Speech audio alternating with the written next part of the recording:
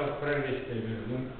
Оның алғашқы 10 мүшесінің қосындысы 100-ге тең, 6-шы мүшесі 12-ге тең болса, 13-ші мүшесі мен 5-ші мүшесінің қатынасын табуымыз керек.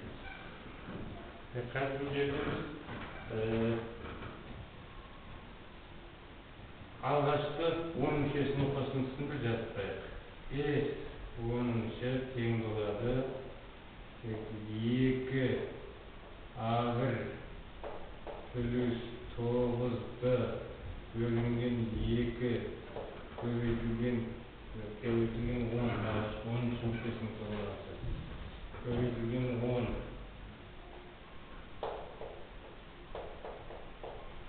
тең 100-ге.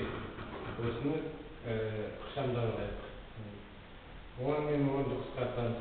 100-дің орнында 10 болады. 2 көбейтсек 20 болады. Сонда a2 плюс 9-ды тең болады 20-ға.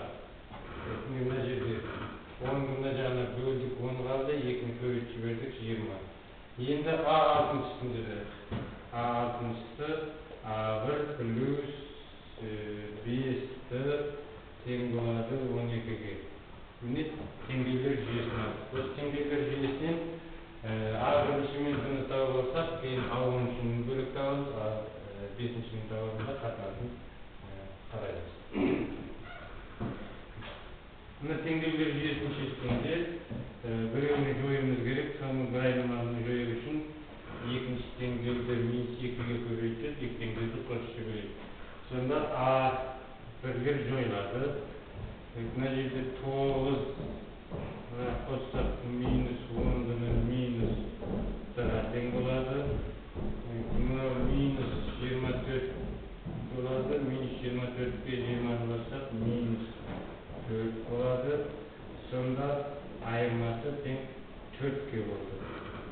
Енді мына екінші теңдеуге қояйық та a1 тауып бірінші плюс 5 көбейтілген 4 тең 12-ге.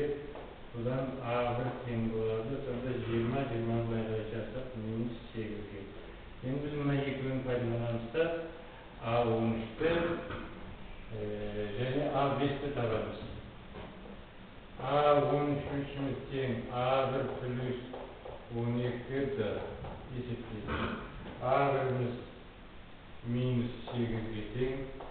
Плюс 12 көбейтілген 4-ге тең.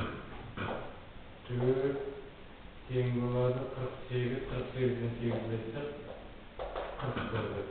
a5-шіні табамыз. a5-ші тең a1 плюс 4-ді. a1-ның орнына жаңа тапқан минус 8-ді қоямыз. Плюс 4 көбейтілген бұның орнына 4-ді қоямыз. Тегін есептейміз. Бұдан 16, 16-дан 8-ді айтсақ 8 болады. Енді қатынасын қараймыз.